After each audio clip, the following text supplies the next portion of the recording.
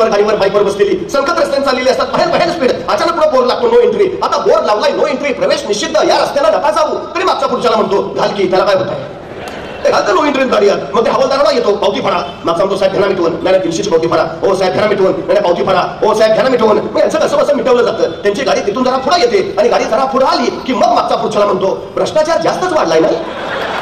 हवालदार काय तुझ्या घरी आलता का, ते बिचारा निवडपणे त्याची ड्युटी करतोय, त्यालाही कामाला लावला. सरकारचं पहिलं बटन चुकलं की बाकीची बटणं आपोआप चुकत जातात आणि सरकारचं पहिलं बटन बरोबर लागलं बाकीची बटणं न बघताही बरोबर लागतात. पहिली चूक आपली असते, आपण सरळ चाललो ना बाकीचे दोरीतच चालणार. गरज आहे आपण सरळ चालायची, आपण आपली जबाबदारी पार पाडायची. अहो तो जपानी माणूस केळाची साल सुद्धा कधी जमिनीवर टाकत नाही, चुकून टाकत नाही. तो मातृभूमी आहे माझी, आई आहे माझी, तिच्या अंगावर केळाची साल टाकायची, हिचा अपमान केल्यासारखं नाही का. अहो केळाची साल टाकत नाही तो जमिनीवर, थुंकायचं लांबच. आमच्याकडे जिथं बोर्ड येते थुंकू नका, तेच रंग जास्त. काय जबाबदारी पाहतो आम्ही. अहो या मागच्या उन्हाळ्यात काही लोकांनी पानपोळ्या काढल्या, म्हणजे आल्या गेल्या लोकांची तहान भागावी म्हणून पानपोळ्या काढल्या. पानपोळीवर ग्लास ठेवला, पण ग्लास सुद्धा साखळीने बांधून ठेवला. का, गॅरंटी नाही माणूस पाणी पिल पण ग्लास ठेवेल का. अरे काय प्रकार आहे. अहो शिवाजी महाराजांना पन्हाळा घ्यायचा आहे, पण पन्हाळ्यावर दुश्मन आहे 36,000 आणि महाराजांची सगळी फौज गोळा केली तर भरेल कशमेशावकी 7,000 आणि महाराज 7,000 फौजेच्या बळावर 36,000 दुश्मन असलेला पन्हाळा घ्यायचं म्हणतायत. महाराजांनी बैठक बोलावली. आनंद दत्तो मोरोपंत प्रल्हादपंत वळाजावची तानाची यसाची कोंडाची करतोची सगळे समोर आणि महाराजांनी विचार पन्हाळा घ्यावा म्हणतो, पण पन्हाळ्यावर दुश्मन 36,000. कोण जातो, कोण जातो, कोण घेतो पन्हाळा. अहो सगळे चिडीचूप. दुसऱ्याच्या मतदारसंघात जाऊन निवडून येणं सोपं आहे का. 36,000 दुश्मन आहे तिथं. महाराजांनी पुन्हा विचार कोण जातो, कोण जातो, कोण घेतो पन्हाळा. तसा उठून उभा राहिला कोंडाची. महाराज म्या जातो, म्या घेतो पन्हाळा. भले पट्टी शाबास, कोंडाची घ्या घ्या घ्या, तुम्ही पन्हाळा घ्या. वा.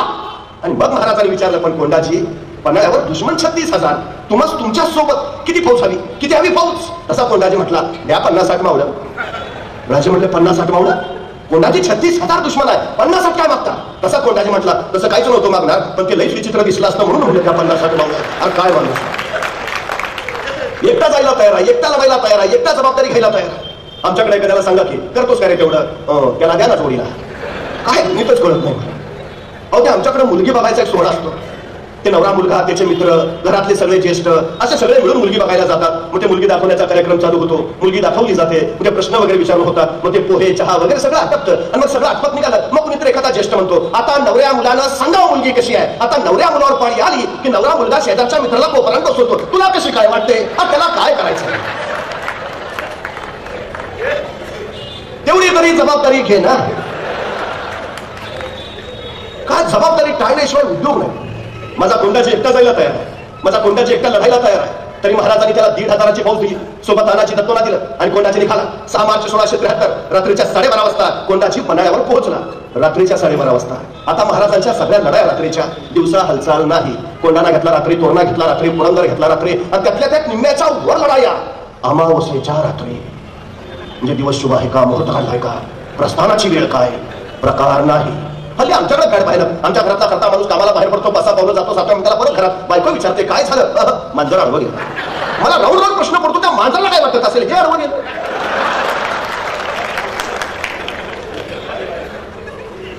जी माणसं कारण सांगतात ना, यशोगाथा त्यांच्या गळ्यात कधीच माळ घालत नाही, चुकून घालत नाही.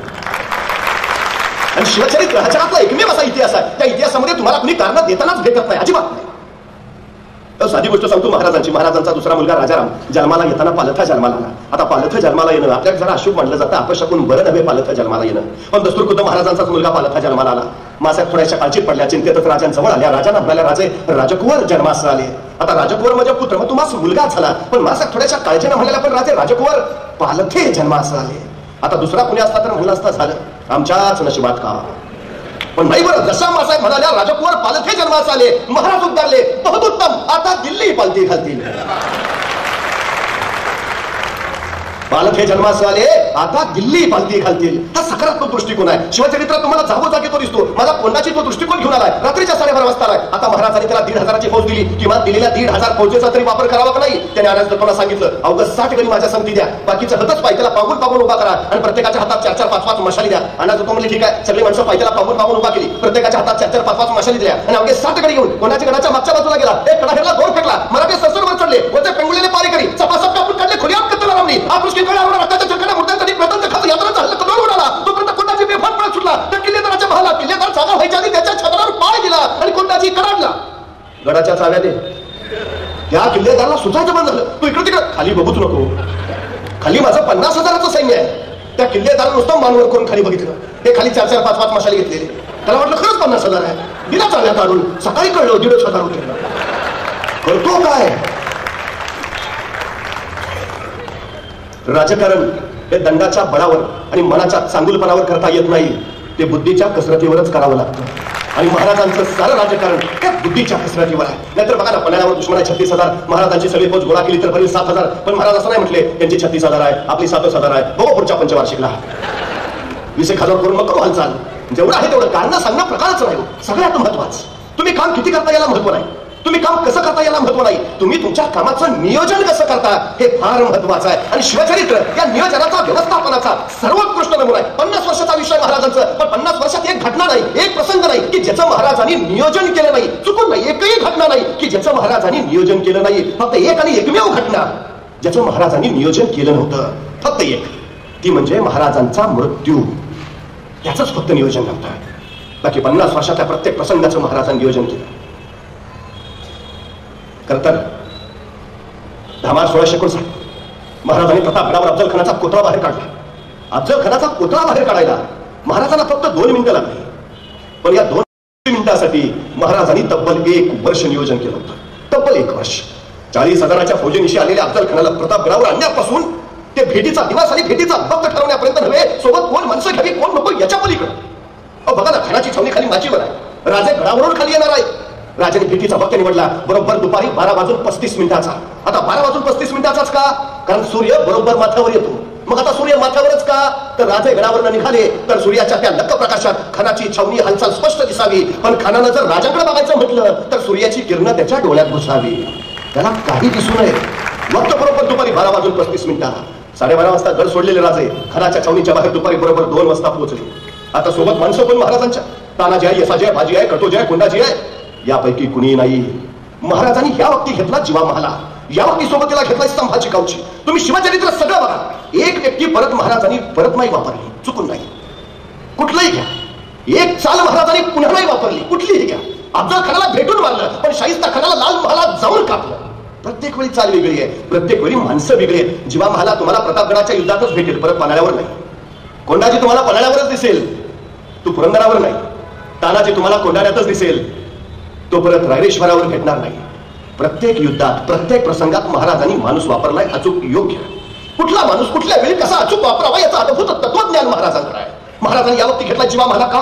कारण समोर सय्यद बंडा दानपट्टा ठेवणारा, त्याच्यासारखा दानपट्टा ठेवायचा म्हणजे हवा फक्त जीवा. सोबत आहे संभाजी गावची हत्तीसारखा धिप्पाड. आता तोच का? कारण दस्तूरखुद अफजल खान कसा आहे. आखाड्यात पैलवान उतरवायचे झाले तर एकाच गटाचे असावेत, म्हणजे कुस्ती रंगते. माणसाची निरख आणि माणसांची पारख शिकावी लागते, ते महाराजांकडे. निघाले राजे आणि चालता चालता अचानक जीवा महालाला म्हणाले, जीवा कात्री आहे काय? आता जीवाला काही कळेना. अफजलखानाला मारायला निघाले, तलवार घेतली असेलच की, कात्री कशाला? महाराजांनी पुन्हा विचारला, जीवा कात्री आहे का? आता जीवा नाभिक समाजाचा. जीवा म्हटला, ऐक काढ काढ. पण महाराज काढ रे. पण जीवा आमची दाढी बारीक कर, आमची दाढी बारीक कर, इतकी बारीक कर की अफजलखानाला हातात धरायची म्हटली तर त्याच्या हातात नाही आली पाहिजे. किती मायक्रो प्लॅनिंग आहे. निघाले महाराज, पण प्रत्येकाला नियोजनानुसार जबाबदारी वाटून दिली. जीवा महालाला सांगितलं, तू अफजलखानाकडे बघायचं नाहीस, तू माझ्याकडे तर अजिबात बघायचं नाहीस, तू कृष्णाजी भस्करांकडे बघायचं नाहीस, तू फक्त सय्यद बंडा बघायचा, फक्त आणि फक्त. संभाजी गावजीला सांगितलं, तू आत नको येऊस, तू शामिनाच्या बाहेरच उभा. आत काय चाललंय तुला देणं घेणं नाही, पण चुकून जर अफजलखान बाहेर आला तर त्याला जिवंत ठेवायचं नाही, एवढं मात्र लक्षात ठेव. प्रत्येकाला जबाबदारी वाटून दिली आणि राजे निघाले. शामिनात आले, हे शिवाजी करत अफजलखान उठून उभा राहिला तरी बाहू फायदा होते. आहो शिवाजी राजे आणि राजे अफजलखानाच्या मिठीत गेले. खानाची मिठी आवडली आणि त्यामुळे खानाची कटार राजाच्या अंदर कपड्यात दिसली. दादा तलवार भागणं निघाली, खूप बसली भागणं खानाच्या पोटात. दादा खान कडला, त्यात कृष्णाजी भास्कर थांबला, राजाच्या मस्तकावर वार केला. राजा बेसावत अचानक सय्यद बंडाचा दान पट्टाला आणि मस्तक छाटला. त्यामुळे जीवाचा दान पट्टा, सय्यद बंडाचा दान पट्टा छाटून रिकामाही झाला आणि इतिहास पुटपुटला होता जीवा म्हणून वाचला शिवा. प्रश्न फक्त एक आहे, जीवा महालाने फक्त 1 सेकंद उशीर केला असता तर, फक्त 1 सेकंद, फार नाही फक्त 1 सेकंद, तर महाराजांचं मस्तक कधी छटलं गेलं असतं सय्यद बंडाच्या दानपट्ट्यानं. आणि मग कळतं महाराजांचं नियोजन तिथं जीवा महालाच का, त्याला तेवढीच जबाबदारी का. महाराज तिथून धडक निघाल. ठरलं होतं की सगळ्यांनी पहिल्या दिंडी दररोज जाऊन भेटायचं. राजे पोहोचले. पाठपाटे काही अंगरक्षक गोळा झाला. राजाची नजर फिरली. 1 2 3 4 5 6 7 8 9 9 9 जाताना 10 होते. एक कोण राहिला मागं. अंगरक्षकाने एकमेकांवर नजर फिरवली. कोणता अंगरक्षक पुटपुटला. राजा संभाजी कावजी दिसत नाही. संभाजी तो कुठे थांबला तो. तोपर्यंत संभाजी कावजी पाठीमागून धापा टाकत येताना दिसला. राजाने विचारलं, संभाजी कोठे थांबला होता? कोठे रुकला होता? एवढा ऐकल्याबरोबर संभाजीने आपला हात वर केला. त्याच्या हातात अफजल खानाचं मस्तक होतं. ही गापाय मागं थांबलं होतं. राजे म्हणजे संभाजी पण हे आपल्या नियोजनात नव्हतं. हे नव्हतं आपल्या नियोजनात. हे नसतं धाडस का केलं का? संभाजी म्हटला, राजा तुम्ही खानाच्या पोटात भागण्यात खूप असली पण म्हटलं म्हणत का नाही म्हणून आणलं का? राजे म्हणले, संभाजी आम्ही खानाच्या पोटात जी भागणं खूप असली त्याला जरी जालीम विष लावलेलंच होतं. खान ऐसा पैसा वाचणार नव्हताच. मग हे नसतं धाडस का केलं? नियोजना बाहेर का केलं? संभाजी यदा कदाचित तुम्ही खानाचं मस्तक छट असताना पाठीमागून तुमच्या मस्तकावर कोणी वार केला असता तर काय जबाब दिला असता? तुमच्या आईला तुमच्या आई तर म्हणाले असते, शिवाजीने स्वतःचा जीव वाचवला पण माझा लेख मात्र खर्ची घातला नाही. संभाजी एक वेळ अफजल खान नाही मेला तरी चालेल पण स्वराज्याचा एकही मावळा खर्ची पडता कामा नये. अरे पोटच्या पोरासारखं प्रेम केलं राजाने आपल्या सैनिकांवर. उगाच नाही म्हणून तर माणसं मरत राहिली स्वराज्यावर. आणि मावळ्याच्या या शौर्यावर तर उभा राहिलं रायगडावर 32 मनाचं स्वर्ण सिंहासन. पण हे फक्त शौर्यावर होतं. हे चरित्र घडलं होतं चारित्र्यातून. शिवरायांचा सगळ्यात मोठा पैलू आहे. काही माणसं पराक्रमी असतात पण चारित्र्यशील असतातच असं नाही. काही माणसं चारित्र्यशील असतात पण ते पराक्रमी असतातच असं नाही. पण जो माणूस पराक्रमी आहे आणि पराकुटीचा चारित्र्य संपन्न आहे असा महापुरुष म्हणून शिवरायांनी शिवाय दुसरं नाव नाही. ही सगळ्यात महत्वाची गोष्ट. अहो शिवाजी महाराजांनी अवघ्या 100 मावळ्यांसोबत लाल बाजारावर छापा मारला. फक्त शिवरायांचा छापा बघितल्यावर शाहिस्ता खान ते पळत सुटला. अखेर लपला कुठं? बायकांच्या गराड्यात. कारण त्याला माहिती आहे शिवाजी राजा बाई माणसाला कधीच हात लावत नाही. आपल्यासाठी सुरक्षित जागा जर आता कुठली असेल तर आपल्या बायकांचा गराडा तो तिथंच लपून बसला. काय विश्वास आहे बघा महाराजांच्या चारित्र्यावर शत्रूला असणार. आणि खरं होतं शाहिस्ता खान राणीच्या घरात आहे. महाराजांनी बघितलं आणि महाराज जागच्या जागी थोड्या पडद्याच्या मागं श्वास बंद केला, हालचाल बंद केली. ती जाऊन शाहिस्ता खानाला वाटलं भोटीत महाराज गेले आणि शाहिस्ता खान अलगद राणीच्या घरातून बाहेर पडला. राजाला चाहून चित्याच्या चक्रात राजे छेपवले. शाहिस्ता खान पळत सुटला. राजे धावले आणि खिडकीत उडी मारला. त्याचं संशय चालली सम. राजाला वाटलं गरजच मारली. पण जेव्हा वरचं भोटावर उठावलं. मला हे नाही सांगायचं तुम्हाला. या शाहिस्ता खानाला रोजच्या रोज डायरी लिहायची सवय आहे. शाहिस्ता खान गुरुजी नावाला त्याची ती डायरी प्रसिद्ध आहे. त्या डायरीमध्ये त्याने हा लाल महालाचा सगळा प्रसंग रेखाटलाय. त्यातून लिहितो की शिवाजी राजे वाऱ्यासारखे आले आणि तीरासारखे निघून गेले. काही वेळानंतर लाल महालातला गोंधळ थांबला आणि मग शाहिस्ता खानाची एक बहीण धावत शाहिस्ता खानाकडे आली. भाईजान मेरी बेटी गायब है भाईजान. तर शाहिस्ता खान तिला म्हणाला, जर शिवाजींच्या माणसाने तुझी पोरगी पळवली असेल तर बेफिक्र राहा. शिवाजी पोटच्या लेकीसारखीच तिची काळजी घेईल. हे शाहिस्ता खान लिहितो. काय विश्वास आहे महाराजांच्या चारित्र्यावर. अहो पण कशाला महाराजांची माणसं त्या पोरीला उचलतील? ती भीतीपोटी तिथंच एका पिंपात लपून बसलेली. ती सापडली नंतर तेही लिहिलंय शाहिस्ता खानानं. पण महाराजांच्या चारित्र्याचा सुरेख पैलू शाहिस्ता खानानं त्यावेळी नोंदवून ठेवला हे महत्वाचं. खरं तर या सगळ्या गुणांच्या बळावर रायगडावर स्वातंत्र्याचा सूर्य प्रकटला. राजे हे छत्रपती झाले. या अमलेंच्या पातशाहीमध्ये एक मराठा एवढा पातशाह झाला. ही गोष्ट काही साधी झाली नाही असं बखरकारांनी त्याचं वर्णनही केलं. खरं तर शिवरायांचा राज्याभिषेक होऊ नये म्हणून औरंगजेबाला जंग पछाडलं. राज्याभिषेक रोखायची जबाबदारी सुद्धा त्यांनी दिली होती. ती श्रीगोंद्याच्या शेजारी भीमेच्या काठावर बहादूरगड नावाचा एक किल्ला आहे. त्या किल्ल्यावर त्याचा दूध भाऊ होता. त्याचं नाव होतं खान जहान बहादूर खान कोकलदास हैबत जान. कसं जोरदार नाव आहे. खान जहान बहादूर खान कोकलदास हैबत जान.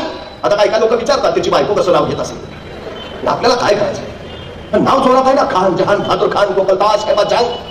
पूर्वी आपली सुद्धा नावं जोरात होती हो. शिवाजी, संभाजी, तानाजी, बाजी, येसाजी कुणी नाव घेऊ द्या त्याला जी म्हणावंच लागायचं. मालक होतो आपण. वजनच होतो नावात. बदललं सगळं. पण याचं नाव जोरात आहे. खान जहान बहादूर खान कोकलदास हैबत जान. त्याला जबाबदारी दिलेली राज्याभिषेक रोखायची. पण अखेर राज्याभिषेक झाला. औरंगजेबाने त्याला खरमरीत पत्र लिहिलं. अरे तू तिथं करतो काय? या बहादूर खान औरंगजेबाला उत्तर पाठवलं, हुजूर बहुतेक खुदाचीच इच्छा होती शिवाजी छत्रपती व्हावे. काय अप्रतिम उत्तर पाठवलं होतं. पण त्याला माहिती आहे औरंगजेब गप्प नाही बसणार. तो सांगणार, संतापणार, राग काढणार. पण त्याला औरंगजेबाचं दुःख नाही माहिती होतं. त्याला माहिती होतं की टेबला खालून दिलं की टेबलावरून काम होतं. त्यांनी लगेच औरंगजेबाला पत्र लिहिलं, हुजूर झाली चुकी पण मी उत्तरेकडनं बराच प्रयत्न केला हो पण मला राज्याभिषेक रोखताच नाही आला. अहो महाराजांनी राज्याभिषेकाचा दिवस काय ठरवलाय? 6 जून 1674. आता 6 जूनच का? मुहूर्त होता का? नाही हो. औरंगजेब राज्याभिषेक उद्ध्वस्त करणारे महाराजांना माहिती होतं. तो येणार हेही माहिती होतं. 6 जून जाणीवपूर्वक निवडला कारण 7 जूनला मृग नक्षत्र चालू होतं. रायगडावर भरावत्या पावसाच्या सरी अशा कोसळतात की राज्याभिषेक उद्ध्वस्त करणारा शत्रू रायगडावर पोचेल खरा, परत काय जाईल. जाणीवपूर्वक हे नियोजन आहे बारीक. अखेर राज्याभिषेक झाला. त्यांनी सांगितलं मी केला प्रयत्न पण नाही झाला. पण हुजूर मी इथं बहादूरगडावर 1 कोटी रुपये नगद गोळा करून ठेवले आणि 200 दक्षिणी घोडी, बस एवढा पावसाळा संपू द्या. हे 1 कोटी रुपये आणि 200 घोडी लगेच आग्र्याला तुमच्याकडे पाठवून देतो. औरंगजेबाला वाचलं बहादूरगडावर 1 कोटी, वा छान छान, लवकर लवकर पाठवून दे. इथनं पुढे नीट राहा. याचा राग निर्माण खाली.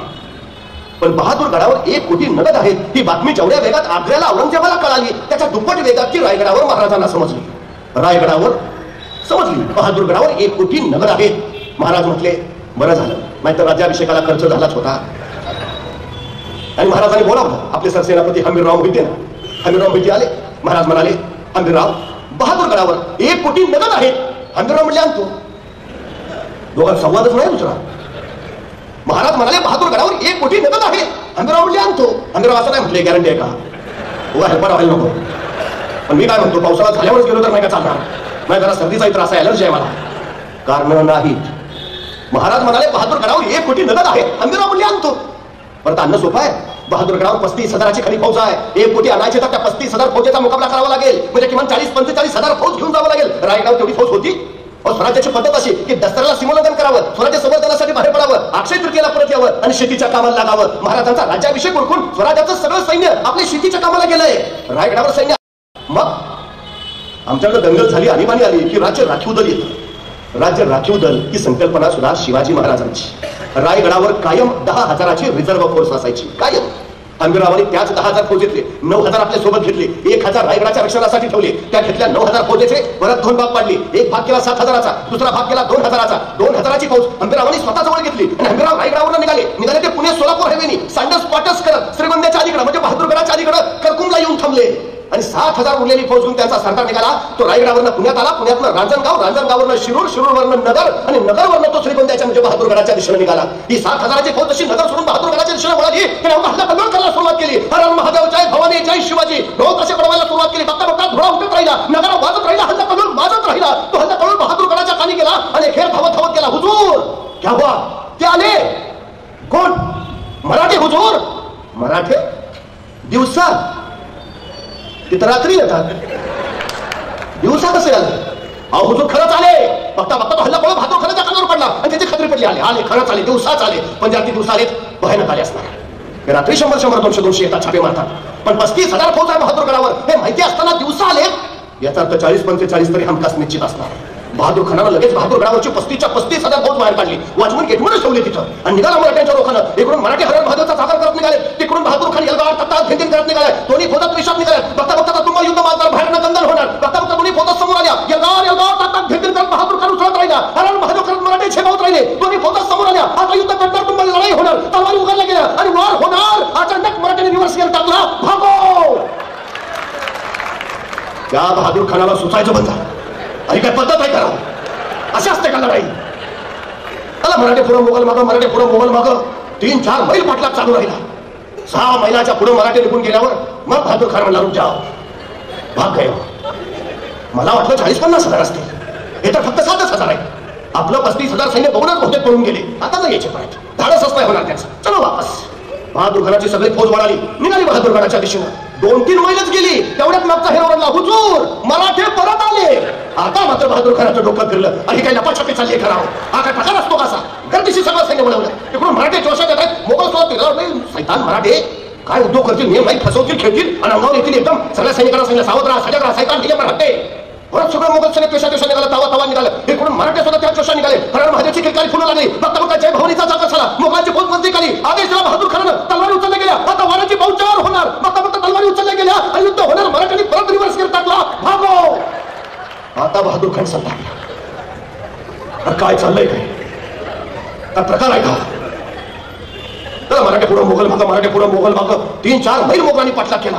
परत बहादूर खान म्हणला रुक जाओ, आता नाही यायचे परत, चलो वापस. सगळं मोगलांचं सैन्य निघालं परत फिरून बहादूरगडाकडं. 5-6 मैलच गेलो तेवढ्यात मागचा हे परत ओरडला, हुजूर मराठे परत आले.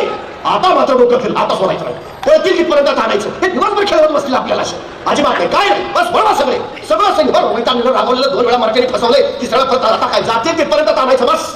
इकडून मराठे जोशात आले, तिकडून मोगल पेशात. आता वेळ धावण्याचा नाही, बस लगेच हल्लाच करायचा, वळूच द्यायचं नाही मराठ्यांना. मोगल तितक्यात बाहेर येण्यात आले, मराठे त्या जोशात आणि आता मोगलांच्या तलवारी उचलले गेल्या, वार होणार. मराठ्यांनी परत रिव्हर्स गिअर टाकला. भागो. पण बहादूर खान ठरलं आता सोडायचं नाही, आता जातील तिथपर्यंत आणायचं. बस मराठे पुढं मोगल मागं, मराठे पुढं मोगल मागं. 6 मैल झाले, 10 मैल झाले, 15 मैल झाले, मोगल मागच. नगर आलं, मोगल मागच. शिरूर लागलं, मोगल मागच. एका संतांनी विचारलं, हुजूर आगे ते परत येतील, एवढाच उद्योग करायचा काय? चल मला मराठे पुढं मोगल मागं, मराठे पुढं रांजणगाव लागलं, मोगल मागच. मराठे पुण्यात पोहोचले, मोगल मागच. पण मराठे जसे पुण्यात पोहोचले, काही मराठे सासवडच्या घाटात, काही मराठे कात्रच्या घाटात आणि काही मराठे सिंहगडच्या घाटात. बहादूर खान पुण्यात आला खरा, पण मराठे कुठं दिसायचं ना. कहा गए? यही तो थे. त्याला सगळं मुघलांचं सैन्य दर्याखोऱ्याकडे कपड्या पालत्या घालायला लागलं. मराठे सापडेच ना. त्याला काय माहिती आहे, सह्याद्रीच्या दर्याखोऱ्यात फक्त तिघच फिरू शकतात, एक वारा, दुसरा वाघ आणि तिसरे मराठे. चौथ्याचं काम नाही. पण शोधून शोधून सुद्धा सापडेना म्हटलं. मग बहादूर खान म्हटला, जीतम जीतम जीतम, जीत गए हम, भाग गए भगौड़े मराठे, भगा दिया उनको, अब नहीं आएंगे, उनके इलाके में मचा दी धूम, क्या सामने आएंगे, चलो अब. छाती करूनच बहादूर खान निघाला. पराभूत केलं मराठ्यांना, निघाला तिकडं. पण बहादूर खान आपल्या 35,000 फौजांशी पुण्यात पोहोचलाय. एवढीच बातमी हिराणी बहादूरगडच्या अलीकडे तरकुंडला उभा असणाऱ्या हंबीरराव मोहितेला दिली. बहादूर खान 35,000 पुण्यात आहे, इकडचं रान मोकळंच आहे. आणि मग 2,000 फौजांशी हंबीरराव सरळ बहादूर खानावर तुटून पडले. हे वॉचमन गेटमन फडफडून सुजवले, 1 कोटी रुपये उडवले, 200 दोक्षिणी घोडी मिळवली. जेवढा किल्ल्यात किमती सामान आवाज होतं सगळं त्या 200 घोड्यावर लागलं. खरं तर हंबीररावांना तिथलं सगळं घ्यायचं होतं, पण नाईलाजानं घेता नाही आलं. शेवटी अत्यंत दुःखाने त्यांनी ते पेटवून दिलं. आणि मग 1 कोटी रुपये, 200 दक्षिणी घोडी, त्याच्यावर लागलेलं सामान हंबीरराव परत तरकुंभ सांडस पाटस करत पुणे सोलापूर हायवेने रायगडावर तिकडे जीतम जीतम करत बहादूर खान निघाला होता नगरवरनं बहादूरगडाच्या दिशेनं. जसा जसा बहादूरगड जवळ यायला लागला त्याला नुसता धूरच दिसायला लागला. त्याला काही कळेच ना. मग एक सुजलेला वाचलेला पुढे आला. त्याने विचारलं, ये क्या है? ते सुजलेला म्हणाला, हुजूर सब ले गए. कौन? मराठे हुजूर. मराठे? तो हम किनके पीछे थे? मराठों के हुजूर. तो इधर कौन आया था? मराठे हुजूर. ऐसा कैसे हो सकता है? ऐसा हुआ हुजूर. आणि मग त्याला कळालं, असं बनवलं होय. म्हणजे 7,000 फौजन आपल्याला इकडं पळवत नेलं आणि 2,000 फौजन तिकडं काम केलं. या खुदा कैसे है ये मराठे. सुचायचं बंद झालं त्याला. युद्ध न खेळता 35,000 फौजेला सामोरही न जाता, आपला एकही मावळा न गमावता, स्वराज्याची कुठलीही हानी होऊ न देता शिवाजी महाराजांनी अलगद 1 कोटी रुपये मिळवले. हा शिवाजी महाराजांचा गनिमी कावा, ज्याला मी गुरिल्ला युद्धतंत्र म्हणतो. शून्यातनं विश्व उभा करणारा राजा, असं आम्ही महाराजांचं जे वर्णन करतो ना, ते एवढ्यासाठी. हाताशी फौज नाही, साधनं नाही, संपत्ती नाही, तरीही 1 कोट होणांचं राज्य या राजानं उभा केलं. शून्यातनं विश्व उभा करणारा राजा. आमचं अवघड झाला. महाराज शून्यातनं विश्व उभा करतात, आमच्याकडे सगळं रेडीमेड तयार आहे, तरी आमच्या हातून काही होत नाही. नाहीतर एखाद्याला ढाल द्यावी, तलवार द्यावी, एवढंच काय त्याला घोड्यावर घेऊन बसवावा, त्याच्या पुढे जाऊन त्याला रानात घेऊन सोडावा, मग म्हणावं, लेका आता तरी लढ, तरी पट्ट्या निवांतच. अरे लडकी लढू कसा? एक हातात ढाल आहे, दुसऱ्या हातात तलवार आहे, दोन्ही हात एंगेज आहेत, लढणार कसा? अरे म्हणजे जाऊन पळून तरी जा, पळून तरी कसा? घोड्यावर बसली दिसत नाही का? सो बाजूनी अडचण आहे. मुंगी बघितली, मुंगी ती मुंगी केवढीशी, तिचं डोकं केवढंच, डोक्यातला मेंदू केवढा असा, तरी पण त्या मुंगीला बरोबर कळतं कुठल्या गावातल्या कितव्या आलीतल्या, कितव्या घरातल्या, कितव्या खोलीतल्या, कितव्या कपाटावरच्या, कितव्या फळीवर किती नंबरचा साखरेचा डबा आहे. सांगावं नाही लागत, रस्ता नाही दाखवावं लागत. मुंगी कणभरच असते पण मनभर साखर फस्त करते. मराठे सुद्धा कणभरच होते पण मनभर मोगल उद्ध्वस्त केले. तर या विषयाच्या आणि निर्धाराचा बळावर महाराजांनी 1 कोटी मिळवली. आता पार्टी नाही होत. परिणामांची जाणीव न ठेवता जी माणसं कृती करतात ती कायम अपयशी ठरतात, आणि परिणामांची जाणीव ठेवून जी माणसं कृती करतात ती कायम यशस्वी होतात. 1 कोटी पळवण्यापुरता डाव नव्हता. महाराजांनी त्याच्यानंतर काय परिणाम होतील याची चाहूल घेतली. त्यांना माहिती आहे बहादूर खान गप्पा नाही बसणार. तो नगरचं सैन्य गोळा करेल, नाशिकचं सैन्य गोळा करेल, औरंगाबादचं सैन्य गोळा करेल. तर लाखाची फौज त्याची 35,000 आणि लाखभर घेऊन तो रायगडावर हल्ला करेल. रायगडावर जर त्यांनी आता या समयी हल्ला केला तर आपली फौज किती? 10,000. मुकाबला होईल कसा? मग त्याचं आक्रमण रोखलं पाहिजे. कधीपर्यंत? आपलं सैन्य परत येईपर्यंत. आपलं सैन्य गावातून परत कधी येणार? पावसाळा संपल्यावर, म्हणजे 4 महिन्यांनी. म्हणजे 4 महिने बहादूर खानाचा रायगडावरचं आक्रमण रोखलं पाहिजे. सुरू झालं राजकारण. आणि महाराजांनी मग आपला वकील काझी हैदर तो पाठवून गेला बहादूरगडावर. काझी हैदर बहादूर खानाची भेट घ्यायला आले, पण बहादूर खान भेटच घेणार. ते बाबा बनवतात फार. राजकीय वकिलाची भेट घ्यावी असा राजनैतिक नियम आहे. नाही लागलं त्याला भेटावं लागलं. मग ते काझी हैदर आले. बहादूर खानाने विचारलं, क्या आहे? मग काझी हैदर साहेब म्हणाले, हुजूर आपल्यावर कोसळलेल्या प्रसंगाची आम्हाला तीव्र जाणीव आहे. अशा दिवसात हवल्या 1 कोटी हातातून जाणं याचं दुःख साधं नाही, पण हुजूर चुकून झालं. It's an accident. अपघात होता तो. आमच्या महाराजांना तुमच्या शक्तीची जाणीवच झाली नाही आणि म्हणून घडलं चुकून. पण जशी तुमच्या शक्तीची जाणीव झाली आमच्या महाराजांना प्रचंड पश्चाताप झाला. 3 दिवस आतल्यात जळतायत होते. 3 दिवस झाले जेवले नाहीत. शेवटी आज आम्हाला म्हणाले, काजी साहेब तुम्ही स्वतःचा बहादूर खान साहेबांना सांगा की आम्ही विनाशर्त तुम्हाला 10 किल्ले द्यायला तयार आहे. संभाजीराजांना तुमच्याकडे चाकरला पाठवायला तयार आहे. आणि हुजूर तुम्ही म्हणाल तेव्हा, तुम्ही आदेश द्याल तेव्हा आमचे स्वतः महाराज 10,000 फौजेनिशी तुमची सेवा करायला यायला तयार आहेत. एवढं ऐकलं तसा बहादूर खान उडीच मारल्या, 10 किल्ले विनाश. संभाजी महाराज आताच घेऊन यायचं ना संभाजीला. मग शिवाजी महाराज कधी येत आहेत? काजी साहेबांना कळलं, मासा गळाला लागला. मग काजी साहेब म्हणजे नाही हुजूर, हे आमचे महाराज सगळं तुम्हाला देणारच आहे, देणारच आहे. फक्त आमच्या महाराजांची एक छोटीशी अट आहे. काय काय काय काय काय नाही, हे जे आमचे महाराज सगळं तुम्हाला देणार आहेत, म्हणजे 10 किल्ले, संभाजी महाराज स्वतः येणं, या सगळ्याला फक्त औरंगजेब बादशाहांची मान्यता हवी. बस एकदा बादशाहांचे शिक्क्याचे कागद आले, हे सगळं तुम्हाला मिळाले. बहादूर खानला त्यात काय दिलं दिलं दिलं. पण आता आजच्यासारखी पद्धत नाही, लगेच औरंगजेबाचा मोबाईल नंबर फिरवला, हा बादशाहजी आले वकील महाराजांच्या, देतो मग 10 किल्ले संभाजींना पाठवतात, महाराज स्वतः येत आहे. नाही फक्त शिक्क्याचे का ईमेल करताय, व्हॉट्सअपच पाठवून द्या. नव्हता का तसा, काय हवंय हे माहिती घेऊन इथून सागनी स्वार आग्र्याला जाणार. त्याला पोहोचायला लागणार 2 महिने. तिथून औरंगजेबाचे शिक्क्याचे कागद घेणार, परत महाराष्ट्रात येणार, यायला लागणार 2 महिने. झाले किती, आक्रमण किती काळ रोखायचं आहे.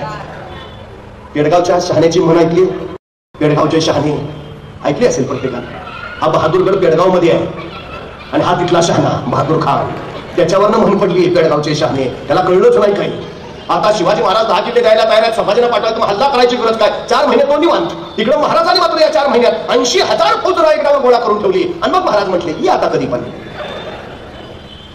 तिकडून औरंगजेबाला पत्र पाठवलं 4 महिन्यानंतर. अहो मानाचा हत्ती पाठवला बहादूर खानाला. साधा पराक्रम नाही हा. अहो दख्खन घ्यायला आलेले सरदार एक खण घेता आला नाही त्यांना. औरंगजेबाच्या कुठल्याही सरदारला गड जिंकता आला नाही महाराजांचा. आणि या बहादूर खानानं 10 किल्ले ऐके मिळवले. केवढा मान सन्मान औरंगजेबानं केला. मानाचा हत्तीच पाठवला. बघितल्यावर बहादूर तर काय बेफाम खुश. त्यांनी लगेच आपले 2 वकील त्यांना सांगितलं, हे शिक्क्याचे कागद घ्या, पहिली रायगडावर जा, आता घेऊन या 10 किल्ले, संभाजी महाराज काय काय देताय ते पटकन. मग बहादूर खानाचे वकील रायगडावर गेले. महाराजांनी भेटायला बोलावले. मग महाराजांनी विचारलं काय आहे. नाही ते तुमचे वकील आले होते आमच्याकडे. कोण? ते काजी हैदर. कशाला? ते तुम्ही नाही का आमची 1 कोटी पळवली. कधी? अहो तुमचे ते हंबेराव आलते. कुठं? आमच्या बहादूरगडावर. कशाला? अहो 1 कोटी पळवायला. कुणाचे? अहो आमचे पळवले ना. त्याच्यानंतर तुमचे वकील आले. मग ते म्हणले 10 किल्ले देतो, संभाजी महाराजांना चाकरला पाठवतो. दारणी सुटले महाराज. तुमच्या त्या बहादूर खानानं तलवारीचा असा कुठला ते दिमाग दाखवा आवाज की आमचा पुत्र घडवा त्याच्याकडे तुरंत चालते. हा नाहीतर अपमान पावाल. मान खाली घालून गेले वकील. तिकडे बहादूर खान वाटच बघत होता. जसे वकील आले तसा पुढे गेला. क्या हुआ? वकील म्हटले पुन्हा फसवलो. डोकं मारून ह्याची पाळलेली बहादूर खानाची. बरं करतो का त्यात सगळं कळवलं औरंगजेबाला. शिक्क्याचे कागद आता काय. या बहादूर खानानं प्रामाणिकपणे परत सगळं औरंगजेबाला कळवलं की त्या शिवाजीने आम्हाला परत फसवलं. एवढं कळाल्यावर औरंगजेबानं या बहादूर खानाला खरमरीत पत्र लिहिलं.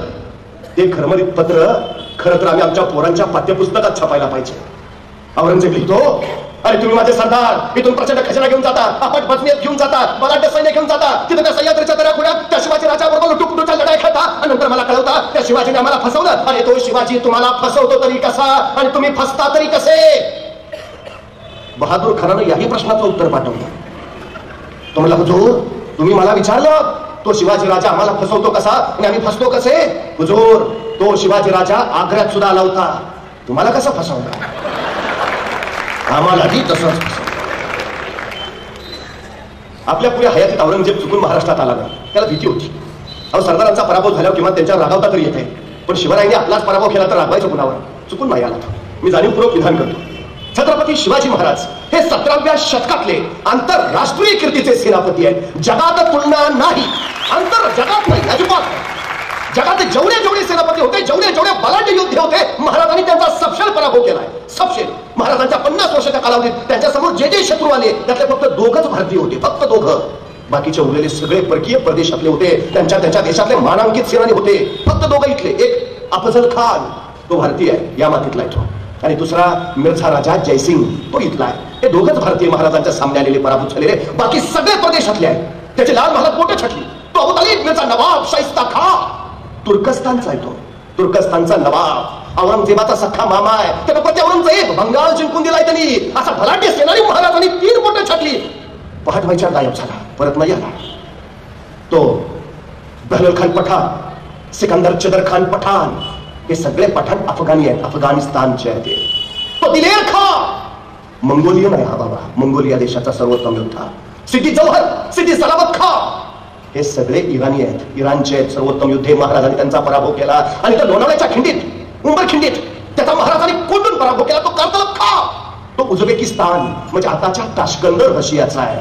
त्याचा पराभव केला महाराजांनी. परत नाही आला. इंग्रज पराभूत, फ्रेंच पराभूत, डच पराभूत, पोर्तुगीज पराभूत, सगळ्यांचा पराभव केला या राजानं. 350 वर्षापूर्वी इंग्लंडमध्ये 3 वृत्तपत्र प्रकाशित होत होती. लंडन गॅझेट हे लंडन मधलं प्रकाशित होणारं वृत्तपत्र. शिवाजी महाराज आग्र्यातनं सुटले त्याची पहिल्या पानावर बातमी आली आहे लंडन गॅझेटमध्ये. त्यावेळी त्या लंडन गॅझेटच्या पहिल्या पानावर शिवाजी महाराजांचा उल्लेख द किंग ऑफ स्वराज्य असा नव्हता, द किंग ऑफ महाराष्ट्र असाही नव्हता. महाराजांचा उल्लेख होता the king of India Shivaji. सर्वोत्तम सगळ्या क्षेत्रातला राजा. मी वारंवार सांगतो, विष्णू शास्त्री चिपळूणकर एका ठिकाणी असं म्हणाले होते की मी मराठी भाषेतला शिवाजी आहे. म्हणजे शिवाजी नुसतं नाव नाही, शिवाजी नुसतं कर्तृत्व नाही, शिवाजी नुसतं नेतृत्व नाही, तर शिवाजी हे सर्वोच्चतेचं परिमाण आहे. मला काय व्हायचं आहे? माझ्या क्षेत्रातलं शिवाजी व्हायचं आहे. सर्वोत्तम. बस मी शेती करत असेल अशी शेती करेन की जिल्ह्यानं म्हटलं पाहिजे नाद नाही करायचा, हा शेतीतला शिवाजी आहे. शिवाजी म्हणजे सर्वोत्तम होणं.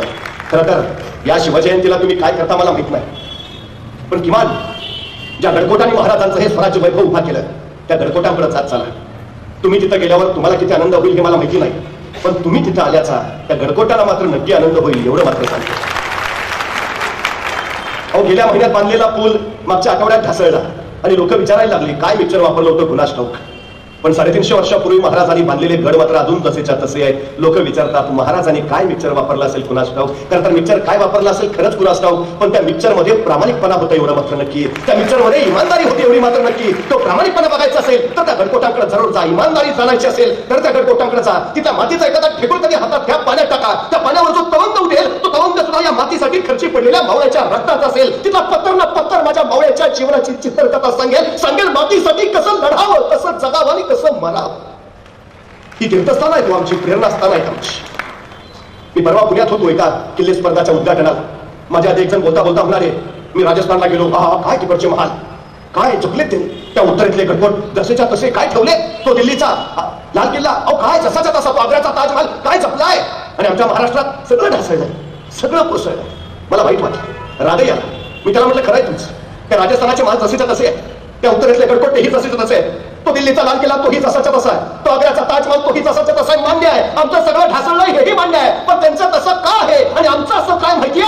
त्यांचं तसं आहे कारण जेव्हा जेव्हा त्यांच्यावर हल्ले झाले तेव्हा तेव्हा त्यांनी माना वाकवल्या आणि भिंती वाचवल्या. आमच्यावर जेव्हा जेव्हा हल्ले झाले आम्ही माना नाही वाकवल्या, आम्ही छात्या फाकवल्या. त्यांच्या महाराजांमधनं फक्त नुपुराचे झनत्कार आणि पैंजणाचे स्वर्णिनादलेत. माझ्या भिंतीमधनं हर महादेवचे जागर झालेत. त्यांच्या भिंतीमधनं मद्याचे प्रवाह व्हायलेत आणि माझ्या भिंतीमधनं रक्ताचे पाठ धावलेत. अभिमान आहे मला, माझ्या किल्ल्याचा बुरुज ढासळलाय पण स्वराज्याचं रक्षण करताना तोपेचा गोळा खाऊन ढासळलाय.